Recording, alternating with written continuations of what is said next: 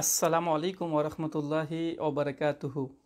সুপ্রিয় শ্রোতা মণ্ডলী, আজকে একটি ছোট্ট বিষয় নিয়ে আলোচনা করব। বিশ্বনবী মুহাম্মদ সাল্লাল্লাহু আলাইহি ওয়াসাল্লামের 1000 মুজিজা। আলোচনা করার একটা লক্ষ্য এবং একটা উদ্দেশ্য আছে। মূলত অনেক খ্রিশ্চান মিশনারি সাধারণত তাদের সঙ্গে যখন আপনি আলোচনা করবেন, তখন দেখবেন তারা বলবে যে জিজাস ক্রাইস্ট তথা যিশু খ্রিস্ট তথা ঈসা আলাইহিস সালাম তিনি অনেক অলৌকিক কাজ করেছেন, আর তোমাদের নবী মুহাম্মদ সাল্লাল্লাহু আলাইহি সাল্লাম তিনি কোনো অলৌকিক কোনো মুজিজা তিনি করেননি। আর নবুয়তের জন্য বিশেষ করে খ্রিশ্চানিটি তাদের দাবি যে মুজিজা যদি না দেখায়, অলৌকিক কাজ যদি না দেখায়, তাহলে সে নবী না। এদিকে জিজাস ক্রাইস্ট তিনি মৃতকে জীবিত করতেন, তিনি 3টে বা 5টা রুটিকে 5000 মানুষকে তিনি খাওয়িয়েছেন। এরকম অনেকগুলো মুজিজা তথা বাইবেলে লেখা আছে, কোরআনও লেখা আছে জিজাস ক্রাইস্টের বিষয়ে। তো খ্রিশ্চান যারা আছে তাদের দাবি হচ্ছে এটা যে মুহাম্মদ সাল্লাল্লাহু আলাইহি সাল্লাম তিনি তো কোনো মুজিজা দেখাননি, তিনি কোনো অলৌকিক কাজ দেখাননি। আর নবুয়তের জন্য একটা অবশ্যই অলৌকিক কাজ লাগবে, মুজিজা লাগবে। যদি কোনো নবী সে দাবি করলো, কোনো একজন রাসূল দাবি করলো, অথচ তিনি কোনো মুজিজা দেখালেন না, কোনো অলৌকিক কর্ম দেখালেন না, তাহলে তাকে নবী হিসেবে তারা গ্রহণ করতে চায় না। এটা হচ্ছে খ্রিশ্চানদের আর্গুমেন্ট। যদিও এটার সঙ্গে আমরা একমত না যে কোনো নবী হওয়ার জন্য তাকে যে অবধারিত তাকে মুজিজা দেখাতে হবে, এমন কোনো কথা বাইবেলেও নেই, এমন কোনো কথা কোরআন মাজিদেও নেই। তারপরে খ্রিশ্চানদের জন্য ছোট্ট একটা কথা বলি যে অলৌকিক কাজ যদি মুজিজা বা অলৌকিক কাজ যদি নবুয়তের চিহ্ন হয় বা নবুয়তের প্রামাণিকতার জন্য যদি অলৌকিক কাজ দেখাতে হয়, তাহলে ইউহান্না, যেটাকে জোহান দ্য ব্যাপটাইজ বলা হয়, জোহান কোন অলৌকিক কাজ দেখিয়েছে? খ্রিশ্চানদের কাছে প্রশ্ন। ইনশাল্লাহ তারা কিয়ামত পর্যন্ত এই প্রশ্ন উত্তর দিতে পারবে না। তাই অবশ্যই মনে রাখবেন যে নবুয়তের জন্য যে অলৌকিক কাজ দেখাতেই হবে বাধ্যতামূলক, বা নবুয়তের প্রামাণিকতা হিসাবে মুজিজা তথা অলৌকিক কর্ম দেখাতেই হবে, এটা বাধ্যতামূলক নয়। তবে হ্যাঁ, অবশ্যই অনেক আল্লাহ সুবহানাহু ওয়া তাআলা নবী এবং রাসূলকে তার নবুয়ত প্রমাণের জন্য তিনি অনেক অলৌকিক কাজ দেখিয়েছে। খ্রিশ্চানদের দাবি যে মুহাম্মদ সাল্লাল্লাহু আলাইহি সাল্লামের কোনো মুজিজা ছিল না। আশ্চর্য হবেন, ইমাম বাইহাকি রাহিমাহুল্লাহর একটা বই আছে আলাদা, দালাইলুন নবুয়াত, প্রায় 3500 তিনি হাদিস নিয়ে এসেছেন, আর প্রায় 1000 তিনি বিশ্বনবীর বিভিন্ন মুজিজা অলৌকিক কাজ তিনি সেখানে একটা গ্রন্থের মধ্যে আবদ্ধ করেছেন। বইটার নামই হচ্ছে দালাইলুন নবুয়াত, তথা নবুয়তের প্রমাণ, বিশ্বনবী যে নবী এটা প্রমাণ করার জন্য তিনি প্রায় 3500 তিনি হাদিস নিয়ে এসেছেন। আর কয়েক হাজার, তিনি কমপক্ষে 1000-এর মতো তিনি বিভিন্ন অলৌকিক কাজ নিয়ে এসেছেন নবী মুহাম্মদ সাল্লাল্লাহু আলাইহি ওয়াসাল্লামের। যাই হোক, সমস্ত কিছু নিয়ে তো আলোচনা করা সম্ভব নয়, আমরা গুটি কয়েক আলোচনা করব। আর মুজিজা সাধারণত 3 ধরনের হতে পারে, তার মধ্যে 2টো ধরনের খুব স্পেশাল। এক হচ্ছে কোনো ভবিষ্যৎ বলে দেওয়া, মানে কোনো ভবিষ্যতে কি হবে এটা কেউ বলে দিলে, এটা একটা মুজিজার অন্তর্ভুক্ত, অলৌকিকের মধ্যে অবশ্যই পড়বে। আর 2 নম্বর আরেকটা মুজিজা, যে তাৎক্ষণিক মানুষের সামনে একটা অস্বাভাবিক কিছু করে দেখানো, যেটা সাধারণ মানুষ তারা পারে না, যেটা কল্পনাতে আসে কিন্তু মানুষ পারে না, এমন কোনো কাজকে নবুয়ত বলা হয়। আর বিশ্বনবী মুহাম্মদ সাল্লাল্লাহু আলাইহি সাল্লামের মধ্যে 2টো গুণ ছিল আলহামদুলিল্লাহ, তিনি অসংখ্য ভবিষ্যৎবাণী করেছেন। যারা জানতে চান তারা যে কোনো কিয়ামতের আলামত প্রসঙ্গে বই পড়েন, প্রায় বিশ্বনবী থেকে 150-এর অধিক সেই সূত্রে প্রমাণিত আছে তিনি ভবিষ্যৎবাণী করেছেন। একটা আজ পর্যন্ত ফলস বা ভুল এখন পর্যন্ত প্রমাণিত হয়নি। তাই ভবিষ্যৎবাণীর যে মুজিজা তথা অলৌকিক কাজ, এটা অসংখ্য দেখানো সম্ভব। আর 2 নম্বর, বিশ্বনবী তাৎক্ষণিক কিছু মুজিজা দেখিয়েছেন।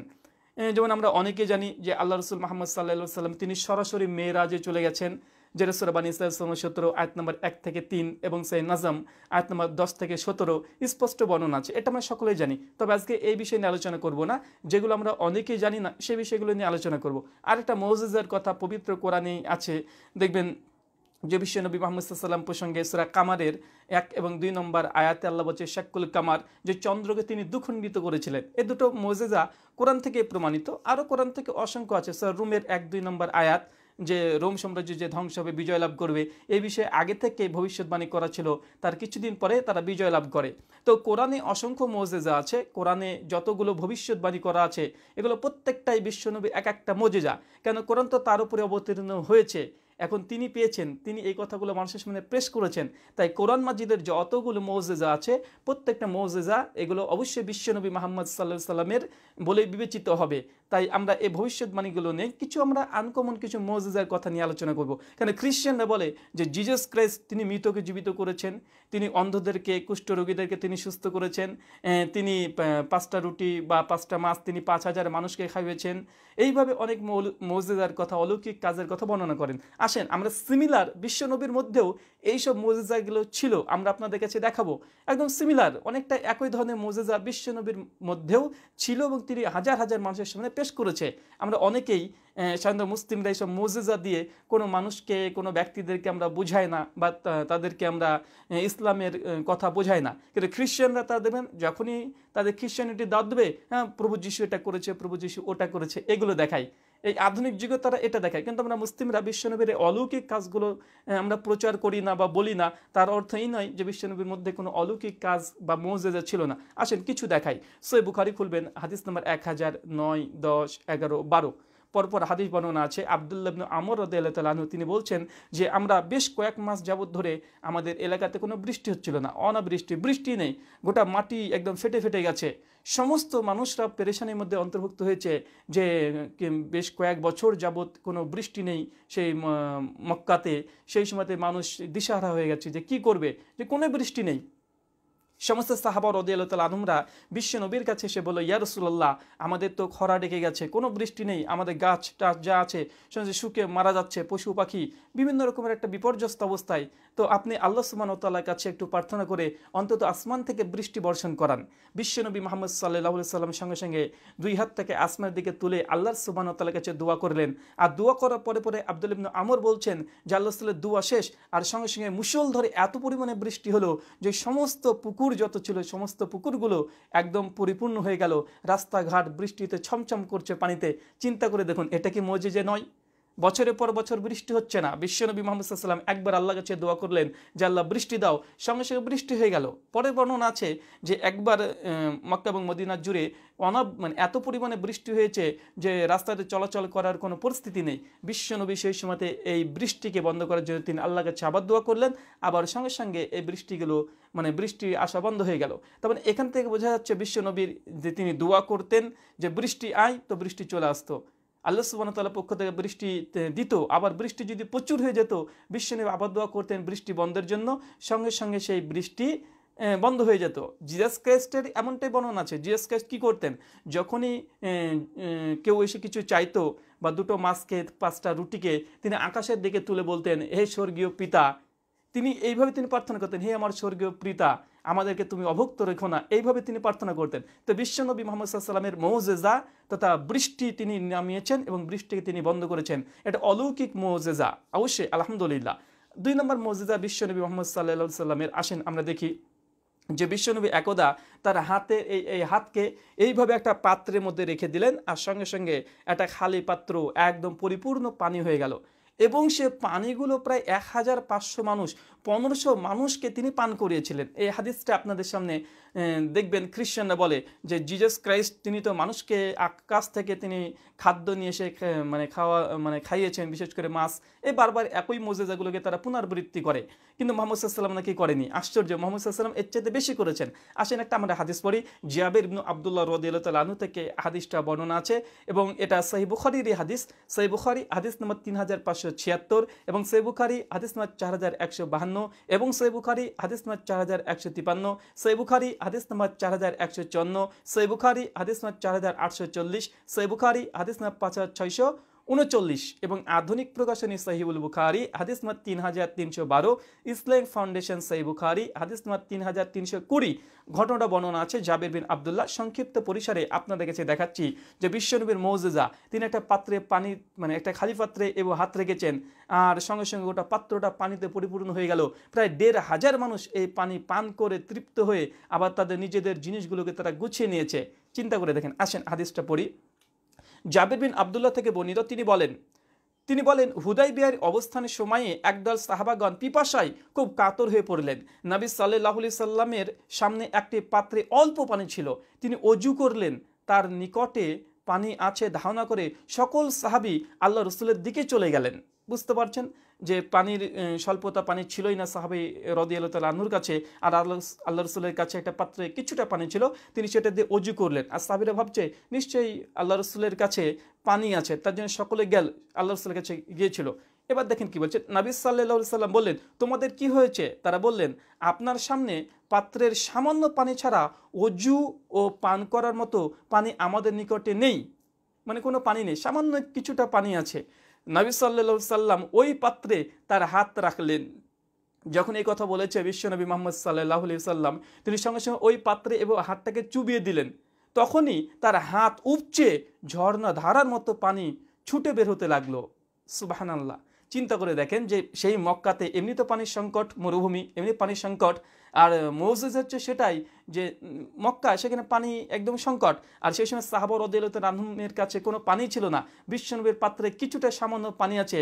আর বিশ্বনবী করলেন কি, ওই পানির পাত্রে তিনি সঙ্গে সঙ্গে হাতটাকে চুবিয়ে দিলেন। আর যে চুবিয়ে দিয়েছে, এমনি হাতের আঙ্গুলের পাশ থেকে একদম উপচে পানি ঝর্ণার মতো, আলহামদুলিল্লাহ, ঝর্ণার মতো পানি বের হতে শুরু করেছে। তারপর কি দেখেন, সাহাবা রাদিয়াল্লাহু তাআলা আনহু বলছেন, জাবির বিন আব্দুল্লাহ বলছেন, আমরা সকলেই পানি পান করলাম ও অজু করলাম। শুধু পান করেনি, অজুও করেছে, অজু করলাম। তারপরে বলা হচ্ছে যে আমি জাবির বিন আব্দুল্লাহকে জিজ্ঞাসা করলাম, আপনারা কতজন ছিলেন? তিনি বললেন, আমরা যদি 1,00,000 হতাম তবুও আমাদের জন্য পানি যথেষ্ট হতো, আমরা ছিলাম 1500 জন। চিন্তা করে দেখেন, জাবির বিন আব্দুল্লাহকে রাবি বলছেন যে সেই দিনকার ঘটনা, যে বিশ্বনবী পানির পাত্রে হাত রাখলেন আর পানি উপচে পড়ে গেল, ঝর্ণা ধারার মতো পানি বইতে শুরু করলো, সেই সময় আপনারা কতজন ছিলেন? জাবির বিন আব্দুল্লাহ রাদিয়াল্লাহু তাআলা আনহু বলছেন যে আমরা যদি সেদিন লক্ষাধিক মানুষ থাকতাম তবুও ওই অল্প পানিটা আমাদের জন্য যথেষ্ট হয়ে যেত। আমরা সেই দিন ছিলাম 1500 তথা 1500 জন। চিন্তা করে দেখেন, এটা কি মুজিজা নয়? খ্রিস্টানরা সাধারণত এই অলৌকিক কাজ দেখিয়ে মানুষকে বলে, আসো খ্রিস্টানিটি গ্রহণ করো, আসো আমাদের যিশু অনেক অলৌকিক কাজ করেছে। মানে এইসব অলৌকিক কাজ দেখে তারা খ্রিস্টানিটির মধ্যে কনভার্ট করে। আজীব। মুহাম্মদ সাল্লাল্লাহু আলাইহি সাল্লাম তার অসংখ্য অলৌকিক কাজ ছিল। আসেন আমরা আরেকটা হাদিস পড়ি।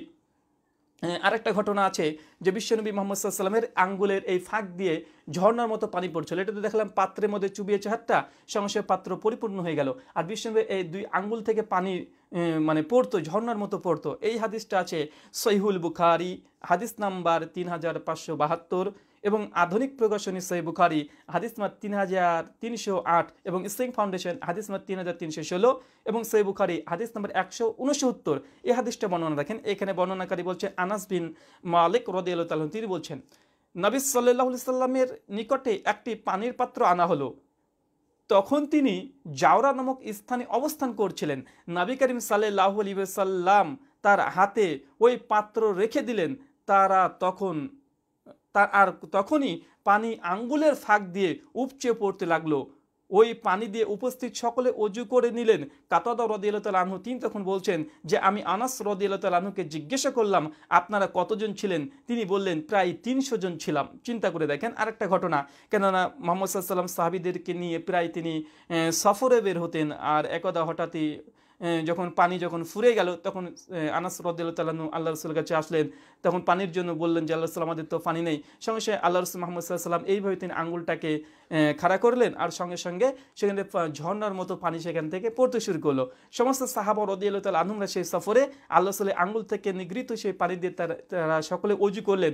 কাতাদা রাদিয়াল্লাহু তাআলা আনহু বলছেন আনাসকে যে আপনারা সেদিন কতজন ছিলেন আনুমানিক? তিনি বলছেন প্রায় আমরা 300 জন ছিলাম। চিন্তা করে দেখেন, যেহেতু মক্কা, এখানে পানির সংকট, তাই পানি মানুষকে খুব সহজে দিয়ে দেওয়া, এটা হচ্ছে একটা অলৌকিক একটা মুজিজা। এটা হচ্ছে সবচেয়ে বড় মুজিজা। আরেকটা ঘটনা আসুন আমরা দেখি। এটা একটা খুব লম্বা এবং খুব একটা বড় হাদিস, মানে এখানে সবগুলো পড়াটাও সম্ভব না। এটা সহিহ বুখারী 344 নম্বর হাদিসে এসেছে, এবং আধুনিক প্রকাশনী সহিহ বুখারী হাদিস নাম্বার 3307, ইসলামিক ফাউন্ডেশন হাদিস নাম্বার 3315, এবং সহিহ বুখারী হাদিস নাম্বার 3571। খুব লম্বা একটা হাদিস, তবে আপনার কাছে সংক্ষিপ্ত পরিসরে বলি। এটা ইমরান ইবনে হুসাইন রাদিয়াল্লাহু তাআলা আনহু বর্ণনা করছে আরেকটা সফরের ঘটনা। কি বলছেন দেখেন, এক সফরে তারা নবী করিম সাল্লাল্লাহু আলাইহি ওয়াসাল্লামের সঙ্গে ছিলাম। সারা রাত পথ চলার পর যখন ভোরের কাছাকাছি হলো, তখন বিশ্রাম নেওয়ার জন্য থেমে গেলাম, এবং গভীর ঘুমিয়ে পড়লেন অনেকেই। অবশেষে সূর্য উদিত হয়ে অনেক অনেক ওপরে উঠলেন ইমরান ইবনু হুসাইন রাদিয়াল্লাহু তাআলা আনহু তিনি তখন বলছেন, যিনি সর্বপ্রথম ঘুম হতে জাগলেন তিনি হলেন আবু বকর রাদিয়াল্লাহু তাআলা আনহু। আল্লাহ রাসূল মুহাম্মদ সাল্লাল্লাহু আলাইহি সাল্লাম নিজে জাগ্রত না হলে তাকে জাগানো হতো না। অতঃপর ওমর রাদিয়াল্লাহু তাআলা আনহু বলেন, আবু বকর তার শিয়রের নিকটে গিয়ে বসে উচ্চস্বরে আল্লাহু আকবার বলতে লাগলেন। শেষে নবী করিম সাল্লাল্লাহু আলাইহি ওয়াসাল্লাম জেগে উঠলেন এবং অন্যত্র চলে গিয়ে অবতরণ করে আমাদের নিকটে মানে আমাদের নিয়ে ফজরের সালাত আদায় করলেন। তখন এক ব্যক্তি আমাদের সাথে সালাত আদায় না করে দূরে দাঁড়িয়ে থাকলেন। নবী করিম সাল্লাল্লাহু আলাইহি ওয়াসাল্লাম শেষ করে বললেন, হে অমুক, আমাদের সঙ্গে সালাত আদায় করতে কিসে বাধা দিল? লোকটি বলল, আমি অপবিত্র হয়েছিলাম। নবী করিম সাল্লাল্লাহু আলাইহি ওয়াসাল্লাম তাকে পাক মাটি দ্বারা তায়াম্মুম করার নির্দেশ দিলেন। অতঃপর সে সালাত আদায় করলো। ইমরান ইবনু হুসাইন রাদিয়াল্লাহু তাআলা আনহু তখন বলছেন, নবী করিম সাল্লাল্লাহু আলাইহি ওয়াসাল্লাম আমাকে অগ্রবর্তী দলের সঙ্গে পাঠিয়ে দিলেন এবং আমরা ভীষণ তৃষ্ণার্ত হয়ে পড়লাম। এটা লম্বা ঘটনা, আমি সংক্ষিপ্ত পরিসরে এবার আপনাদেরকে বলবো।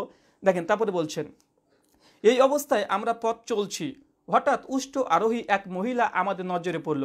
সে পানি ভর্তি দুটো মশকের মাঝখানে পা ঝুলিয়ে বসে আছে। আমরা তাকে জিজ্ঞাসা করলাম, পানি কোথায়? সে বলল, আশেপাশে কোথাও পানি নেই। আমরা বললাম, তোমার ওই পানির জায়গার মধ্যবর্তী দূরত্ব কতটা? সে বলল, একদিন এক রাতের দূরত্ব। চিন্তা করেন, একদিন এক রাতের দূরত্ব একটা পানি মানে যদি আপনি পেতে চান এতটা দূরত্ব। আমরা তাকে বললাম, আল্লাহ রসুল মুহাম্মদ সাল্লাল্লাহু আলাইহি সাল্লামের নিকটে চলো। সে বলল, আল্লাহ রসুল কি? আমরা তাকে যেতে না দিয়ে তাকে নবী করিম সাল্লাল্লাহু আলাইহি সাল্লামের নিকটে নিয়ে গেলাম। নবী করিম সাল্লাল্লাহু আলাইহি সাল্লাম এর কাছে এসেও ওই রকমই কথা বলল যে আমাদের সঙ্গে যে কথা বলেছিল। তবে সে এবার দেখেন, মেয়েটিকে ধরে নিয়ে এসেছে, আল্লাহ রসুলের সামনে নিয়ে এসেছে। তখন মেয়েটিকে নিয়ে আসার পর আল্লাহ রসুলের সামনে উভয় একই কথা বলে আল্লাহ রসুল তখন বলছেন, তবে সে তার নিকটে বলল সে কয়েকজন ইয়েতিম সন্তানের মা। নবী করিম সাল্লাল্লাহু আলাইহি সাল্লাম তার দুটো মানে মশক দুটি নামিয়ে ফেলতে আদেশ করলেন। মানে তার উটে যে দুটো মশক ছিল সেটাকে নামিয়ে ফেলতে আদেশ করলেন। অতবার তিনি মশক দুটোর মুখে হাত বোলালেন। মানে যে পানির পাত্রে যে মশকটা ছিল সেই নাইটা উঠে করে নিয়ে যাচ্ছিল, আল্লাহ রাসূল সঙ্গে সঙ্গে হাত বুলিয়ে দিলেন। এইভাবে হাতটাকে মানে মালিশ করলেন, যেটাকে মেসায়া বলা হয়, মালিশ করা। তিনি মালিশ করলেন। আমরা তৃষ্ণার্ত 40 জন মানুষ পানি পান করে পিপাসা মিটালাম। তারপর আমাদের সকল মশক বাসন পাত্র পানি ভর্তি করে নিলাম। তবে উটগুলো পানি পান করা হয়নি। এই সবের পরেও মহিলার মশকে এত পানি ভর্তি ছিল যে তা ফেটে যাবার উপক্রম হয়ে গিয়েছিল।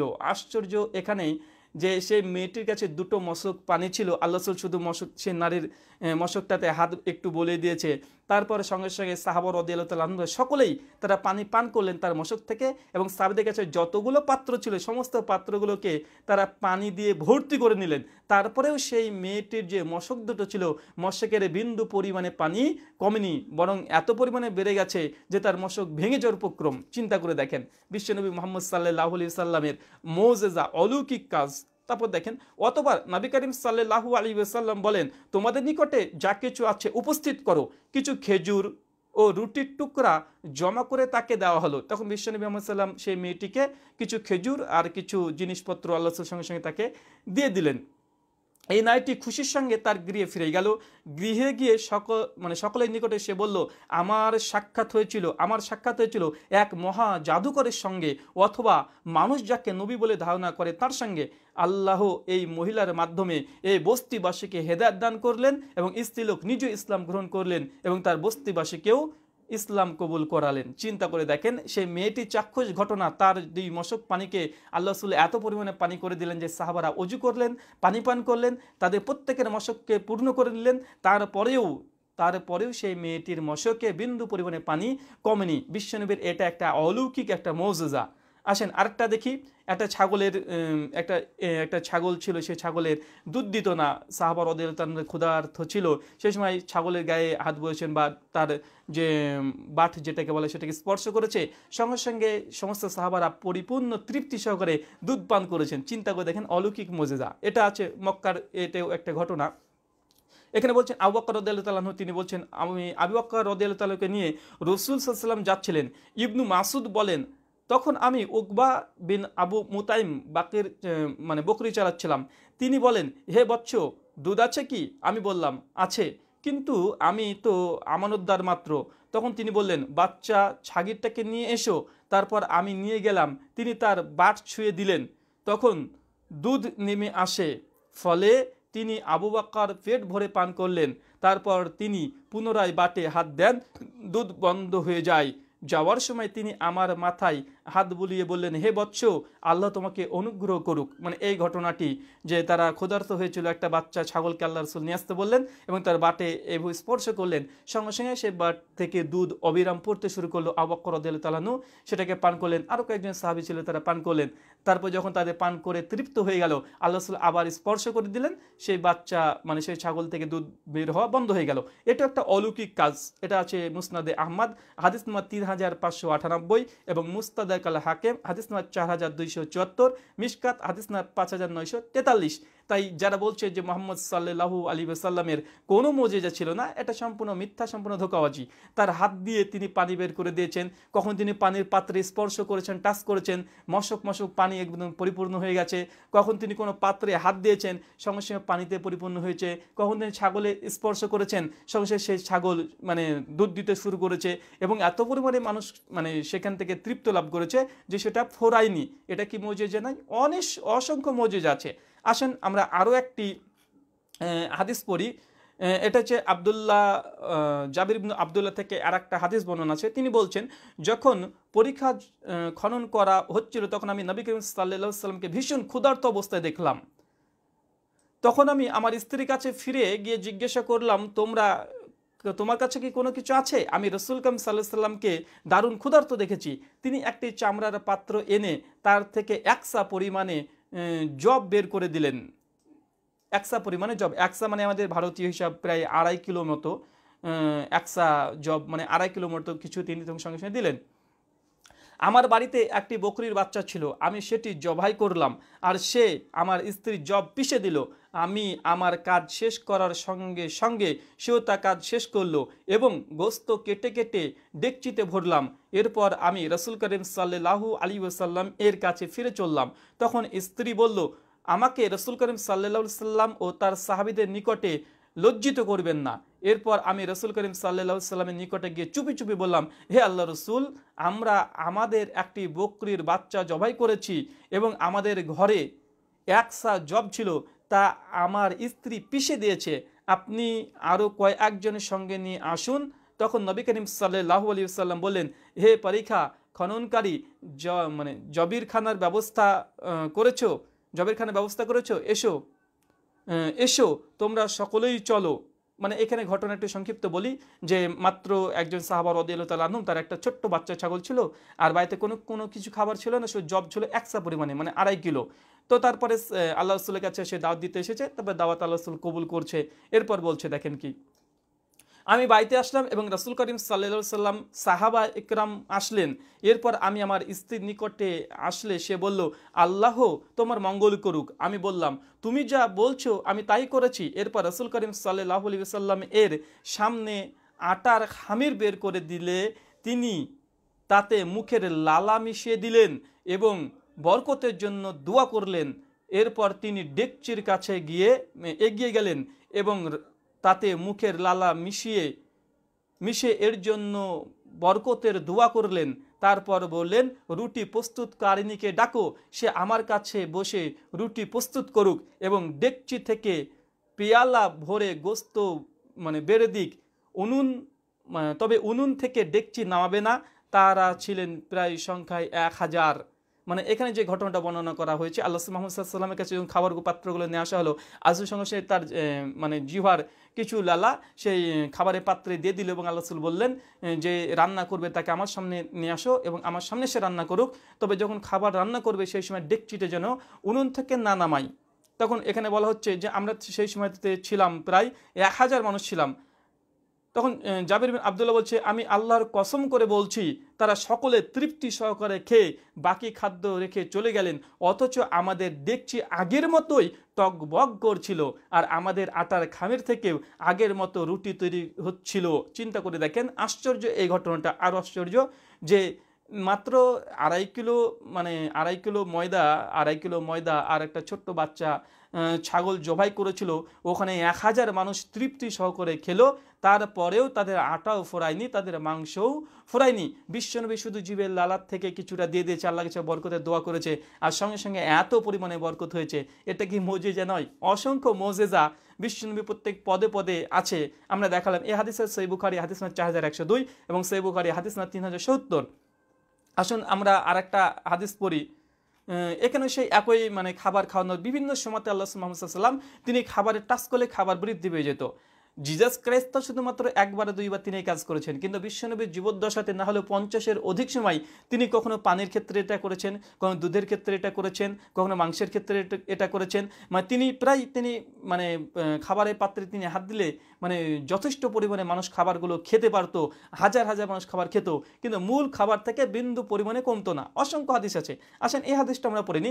আনাস রাদিয়াল্লাহু তাআলা আনহু তিনি বর্ণনা করছেন, তিনি বলছেন যে একমুদ জব নিয়ে তা পিছলে এবং তা খাতিফা নামক একজন কাছে রাসূল সাল্লাল্লাহু আলাইহি ওয়াসাল্লাম তিনি বলেন সাহাবাদের মাঝে ছিলেন, এই সময় তিনি তার কাছে এসে তাকে দাওয়াত করলেন। তিনি বললেন আমার সঙ্গে যারা আছে, আমি বাড়িতে এসে বললাম, তিনি জিজ্ঞাসা করলেন আমার সঙ্গে যারা আছে, মানে বিশ্বনবীর কাছে একজন সাহাবী এসে দাওয়াত করেছেন, আর আল্লাহ বলছেন আমি একা তো দাওয়াতে যেতে পারি না, আমার সঙ্গে তো অনেক সাহাবী আছে, আমরা কি তাকে নিয়ে যাব?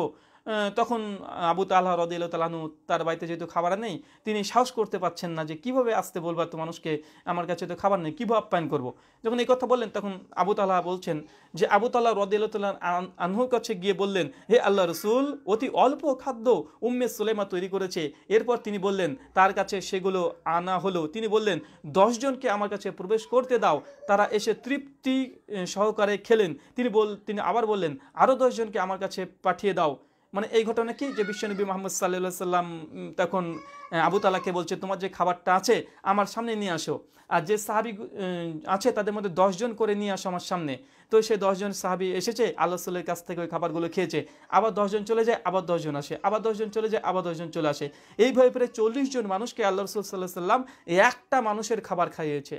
একজন মানুষের খাবার প্রায় 40 জন মানুষকে আল্লাহ রাসূল মানে তিনি খেতে দিয়েছেন, তারা পূর্ণ তৃপ্তি সহকারে খেয়েছে, কিন্তু খাবারে আগের অবস্থাতে ছিল, খাবারে কোনো ঘাটতি হয়নি। এই হাদিসটা হচ্ছে সহিহ বুখারী হাদিস নাম্বার 5450 এবং আধুনিক প্রকাশনী সহিহ বুখারী হাদিস নাম্বার 5047।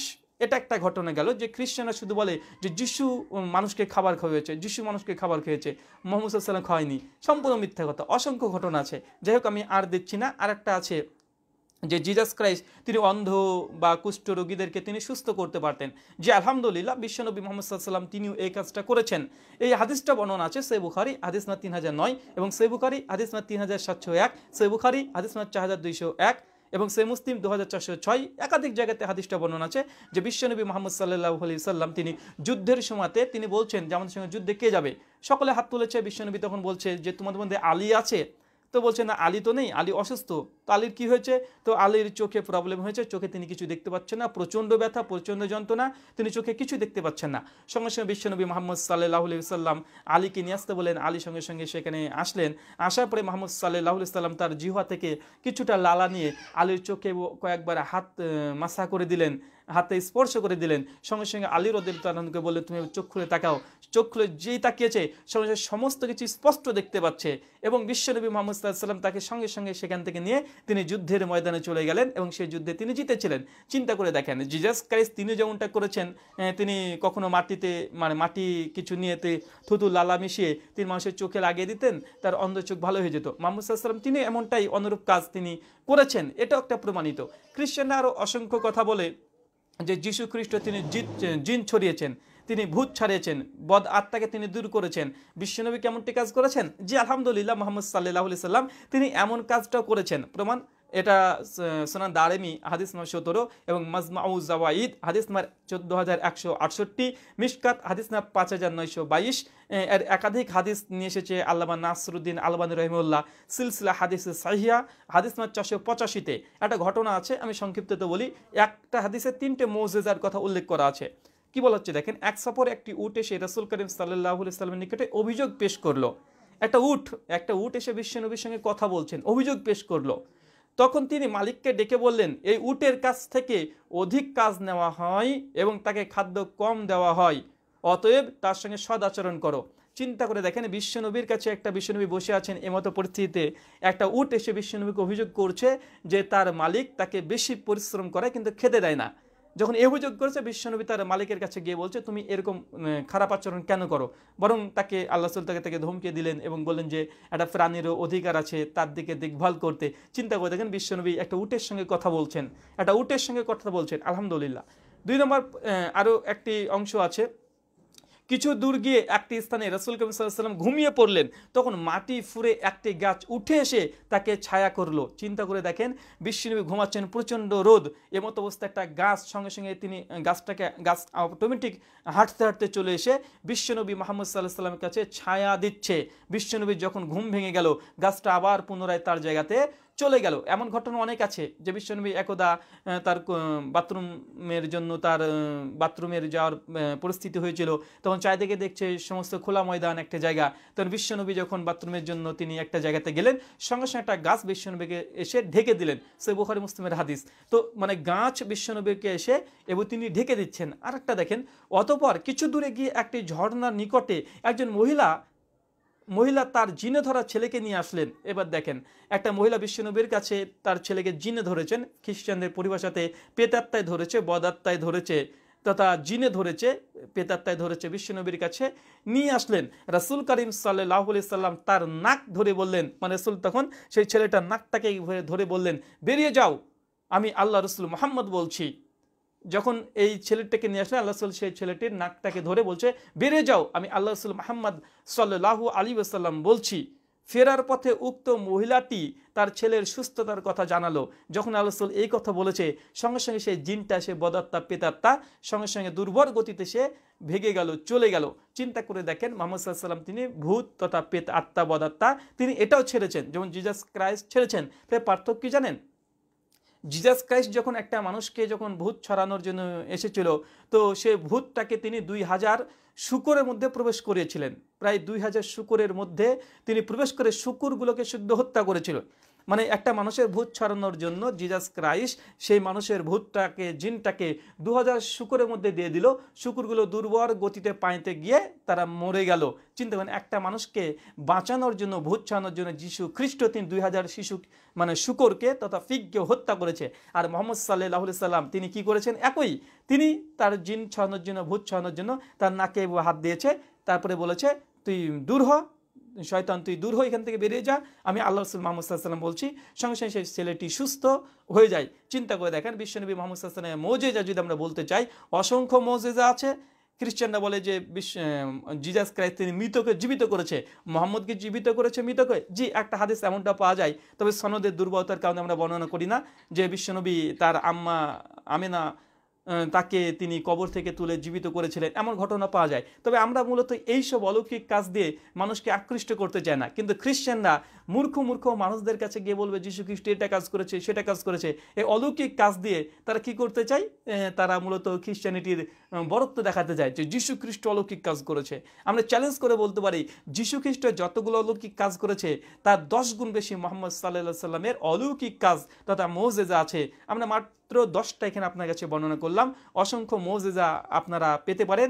ইমাম বাইহাকি দালাইলুন নবুয়াত এই গ্রন্থটা পড়েন।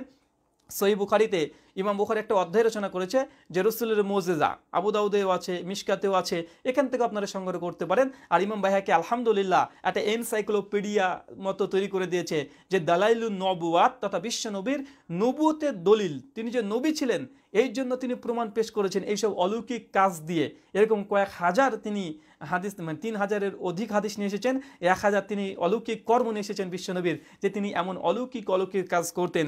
জিসাস ক্রাইস্ট মাত্র বাইবেল থেকে খুব বেশি যদি প্রমাণিত হয় 25 থেকে 30টা তার অলৌকিক কাজ আছে, কিন্তু মুহাম্মদ সাল্লাল্লাহু আলাইহি ওয়াসাল্লামের প্রায় 1000-এর অধিক তার অলৌকিক কাজে পরিপূর্ণ, আলহামদুলিল্লাহ। তাই যারা বলছে যে মুহাম্মদ সাল্লাল্লাহু আলাইহি ওয়াসাল্লামের কোনো অলৌকিক কাজ নেই, এটা সম্পূর্ণ মিথ্যা কথা। বিশ্বনবীর অলৌকিক কাজ এত পরিমাণে আছে, সমস্ত নবীদের অলৌকিক কাজকে যদি একত্রিত করা হয় আর মুহাম্মদ সাল্লাল্লাহু আলাইহি ওয়াসাল্লামের মুজিজা অলৌকিক কাজ যদি একত্রিত করা হয়, তাহলে আল্লাহ রাসূল মুহাম্মদ সাল্লাল্লাহু আলাইহি ওয়াসাল্লামের অলৌকিক কাজের পাল্লাটা 100% এটা ভারী থাকবে। যাই হোক সুপ্রিয় শ্রোতা মণ্ডলী, আমরা এত আলোচনা করবো না, জাস্ট আপনাদেরকে কিছু টাচ দিলাম। আপনারা পড়াশোনা করুন, বিশ্বনবীর অসংখ্য অলৌকিক কাজ আপনারা পাবেন। খ্রিস্টান তারা একদম কোরআন হাদিসকে না জানার কারণে মুসলিমদেরকে বিভ্রান্ত করছে, তাদেরকে আপনারা জবাব দিন। আজকের মতো আমরা এখানে বিদায় নিচ্ছি। ওমা আলাইনা ইল্লাল বালাগ। আসসালামু আলাইকুম ওয়া রাহমাতুল্লাহি ওয়া বারাকাতুহু।